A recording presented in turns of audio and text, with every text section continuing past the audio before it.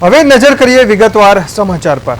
ભાવનગરમાં લઠ્ઠાકાંડના મામલે મહિલા આઈપીએસ આઈજી ગગનદીપ ગંભીર દ્વારા કડક તપાસ શરૂ કરવામાં આવી છે। ડીએસપી કચેરી ખાતે નીલમબાગ પોલીસ મથક, વર્તેજ પોલીસ મથક, એલસીબી અને એસઓજીના કર્મચારીઓના નિવેદન નોંધવાની કાર્યવાહી હાથ ધરાઈ છે। ત્યારે મહિલા આઈપીએસ ગગનદીપ ગંભીર દ્વારા પોલીસ કર્મચારીઓ તેમજ પીઆઈ, પીએસઆઈ સહિતના અધિકારીઓના નિવેદન લેવામાં પણ આવી રહ્યા છે। સાથે જ લઠ્ઠાકાંડમાં અસરગ્રસ્ત વ્યક્તિઓની સારવાર કરનારા તબીબોને પણ ડીએસપી કચેરી ખાતે બોલાવવામાં આવ્યા છે। સમગ્ર મામલે અત્યાર સુધીમાં 2 પીઆઈ અને 5 પોલીસ કર્મચારીઓને સસ્પેન્ડ કરવામાં આવ્યા છે। તપાસ દરમિયાન કોઈ પોલીસ કર્મચારીની ગેરકાયદે પ્રવૃત્તિ અથવા બુટલેગરો સાથેની સાંઠગાંઠ સામે આવશે તો વધુ કડક કાર્યવાહી થઈ શકે છે। સમગ્ર તપાસને લઈને પોલીસ વિભાગમાં પણ ખળભળાટ મચી ગયો છે।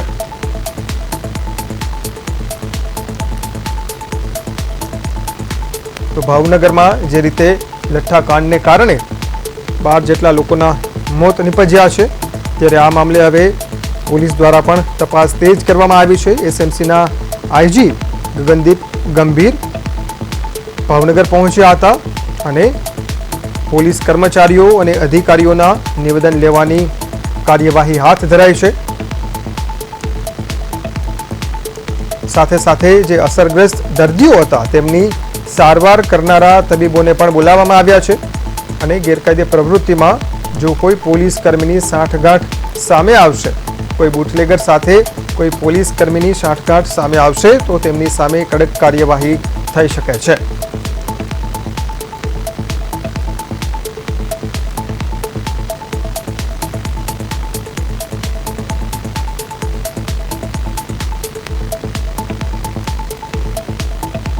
તો ભાવનગરમાં જે રીતે લઠ્ઠાકાંડને કારણે 12 જેટલા લોકોના મોત નિપજ્યા છે અને તેને લઈને અનેક સવાલો ઉઠી રહ્યા છે।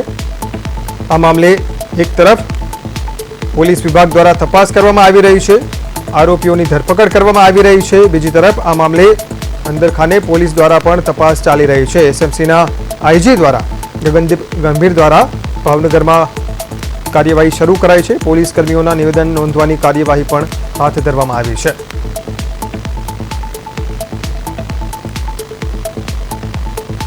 તો અંગે વધુ વાત કરીએ અમારા સંવાદદાતા વિપુલ બારડ સાથે।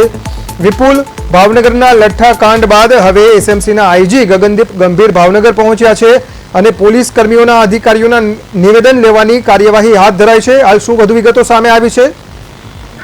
જી, ચોક્કસથી જણાવી દઉં તો છેલ્લા 5 કલાકથી છે તે ગગનદીપ ગંભીર છે તેને કડક તપાસ છે તે ચાલુ કરવામાં આવી છે।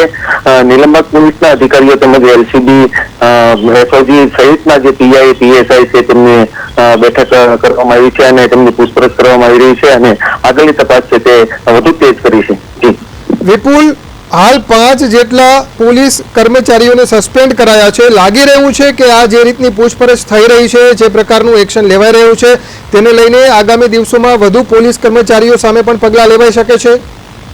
જી, ચોક્કસથી વાત કરીએ તો ભાવનગર એસપી સહિતના છે એએસપી છે તેમને પણ પૂછપરછ કરવામાં આવી રહી છે અને હાલમાં જે છે તે ડોક્ટરો છે તેમને પણ બોલાવીને પૂછપરછ કરવામાં આવી છે અને આગળ પણ કાર્યવાહી થઈ શકે તેવી શક્યતા છે। જી વિપુલ, આભાર માહિતી બદલ। તો જે રીતે તપાસ ચાલી રહી છે, એસએમસીના વડા જે રીતે એસએમસીના આઈજી જે રીતે ભાવનગર પહોંચ્યા છે તેને લઈને આગામી દિવસોમાં કાર્યવાહી થઈ શકે છે।